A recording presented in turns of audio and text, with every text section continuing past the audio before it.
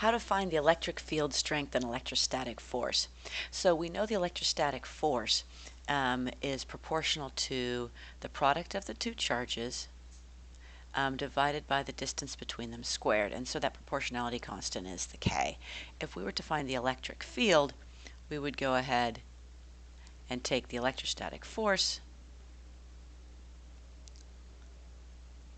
and divide it by the distance between them, and then that's electrostatic force, and then divide it by the second charge. And then we end up with KQ1 over R2. And this one here is the one producing the electric field.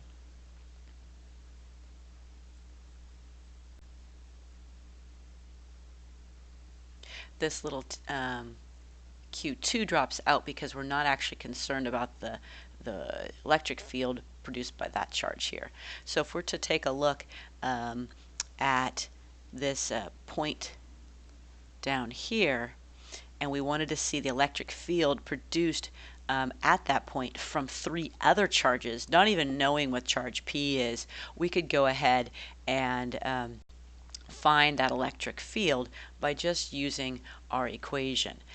So the very first thing we do is get a feel of where those things are located.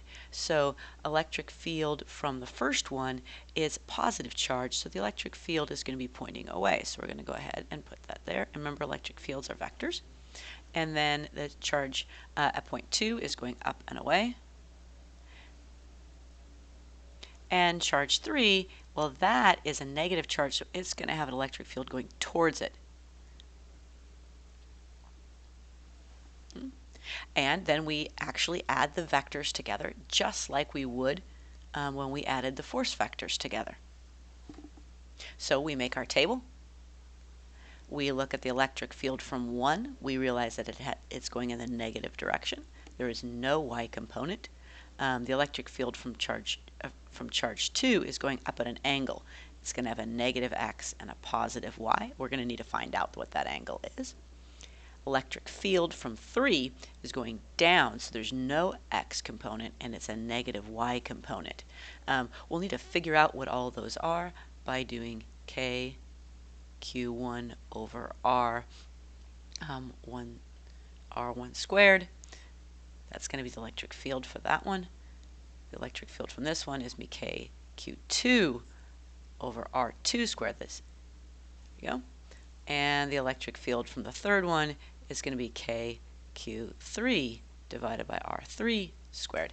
Now, notice how I put the K in the numerator. It does not matter if it is out in front or up in the numerator. It's the same thing. It's all in it. Now, once we find this value here, we're going to need to take the x component and the y component of that. So we need to find out what that angle happens to be. Let's just use a little trig. And we can go ahead and realize that this shape is the same as the triangle from E2. Therefore, if we can use inverse tangent, we know this is 0.2 and this is 0.5, we'll be able to go ahead, let's see, tangent to the negative 1 of 0.2 divided by 0.5 will give us 21.8 degrees. Now we have the angle, so when we find the electric field, when we find the x component of that, we take the electric field at that point and multiply by the cosine of the angle, electric field, multiply it by the sine of the angle to get the other value. And we'll go ahead and finish that up in the next episode of adding point charges together to find an electric field.